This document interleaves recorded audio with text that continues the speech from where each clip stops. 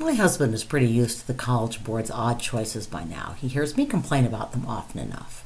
But when I told him that we had only one Impressionist painting on the list, he was genuinely shocked. Those are the paintings people flock to museums to see. They help keep art museums open, he sputtered. Well, I agree with him, no surprise. But I also worry that for just this reason, it's hard to look at Impressionist paintings with the eye of an art historian. We know them too well. They're too pretty, and for us they've lost all power to shock. You'll feel shocked, I predict, by some of what we'll see in our final unit. But from our 21st century perspective, it's hard to see why the Academy turned its nose up at the Impressionists, why these artists needed first a salon de refusés and then their own Impressionist exhibits.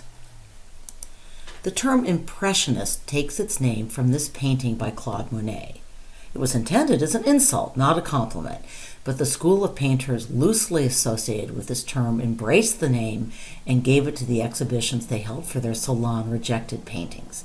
In this painting, which is also not a required work, though it is our required artist, we see the most characteristic feature of Monet's painting, the preoccupation with capturing a precise moment of space and time with its peculiar light and the colors that this light produces. And it's really because the world was moving so quickly, because change was the order of the day in the late 19th century, that Impressionists sought both to freeze change in a moment and to capture change over time. Alas, we're going to have to move all too quickly through the Impressionists, but let's see a little more Monet in this introductory clip from our friend Sister Wendy. Note that she kicks off with Olympia and Monet's leadership of this new artistic movement.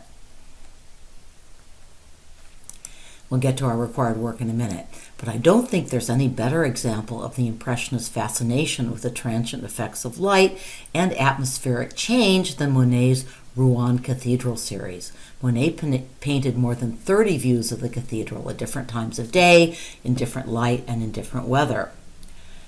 The building itself, while ornate, is very solid, but in Monet's painting it dissolves into light and atmosphere. So let's turn to our first required work and hear 4 interesting impressions, sorry I couldn't resist, from our student presenter. So I'm often going to add a few comments with the understanding that I don't know what observations the student presenter actually made. For this work, I'm just going to flash a couple more paintings in the series. This is not a required work, but I really wanted to include another Impressionist painting, and this is a favorite. If the application of color in Impressionist painting sometimes seems a little random, it's not. Impressionists benefited from advances in optics and color theory. They understood that white light was made up of all the colors in the spectrum, something you've all learned in science class. So the Impressionist artists abandoned the old idea that the shadow of an object was made up from the color of the object with some brown or black added. Instead, they enlivened their canvases with a new idea that the shadow could be mixed from pure hues and broken up with its opposite color. So, for example, the shadow on a yellow surface could have some strokes of purple painted into it to increase its vitality. Let's watch a short video clip that gives some excellent close-ups of this work.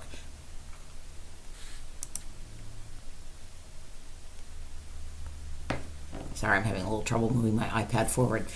Art was still mostly a man's world in the late 19th century Europe and America, but 2 notable female Impressionist painters captured the intimacy of family life and especially the relations between mother and child in beautiful and evocative paintings. This is the artist of the 2 who didn't make the list, and this artist did make the cut, although not this particular painting. Note how this painting captures a variety of patterns. The oil painters of the Northern Renaissance, you may recall, were fascinated by fabric textures. Most of the people who paid for their paintings made their fortune in fabrics. Late 19th and early 20th century painters were fascinated with patterns. We'll see this again when we come to Matisse and to Klimt. Mary Cassatt was one of the many artists from this period who was deeply influenced by Japanese woodblock prints. You will recall that Monet was as well. Another painter who drew inspiration from this source was Edgar Degas, a friend and mentor of Mary Cassatt, who has also dropped off the list. Note, by the way, that both Mary Cassatt and Edgar Degas use line more sharply. Again, this is partly a Japanese influence. Okay, one more Degas before we get back to the list. He's most famous for his paintings and sculptures of dancers.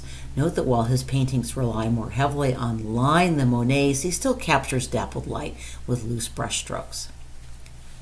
You recognize one of the summary slides. I'm not going to read it because I want to get to our final Impressionist presentation, but you may want to pause to take a few notes. Our next required work and last Impressionist work. Note the technique. This is not a painting. Mary Cassatt was, as you read, committed to creating art that ordinary people could enjoy and afford. Hence the print technique. Do you remember what artists that we studied used the same combination of techniques? Goya in the Disasters of War series. On to our next presenter, and then on to the Post-Impressionists.